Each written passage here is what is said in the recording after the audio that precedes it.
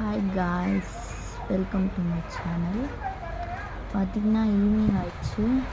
Evening இப்போது மழை பெஞ்சிட்ருக்கு. வெளியே போய் பார்த்தா தெரியும், நல்லா மழை பெய்யுது.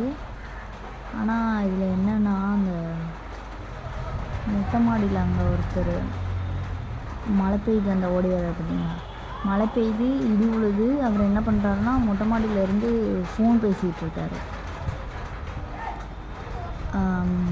இதனால் எவ்வளோ பிரச்சனை வரும்னு அவருக்கே தெரியும்.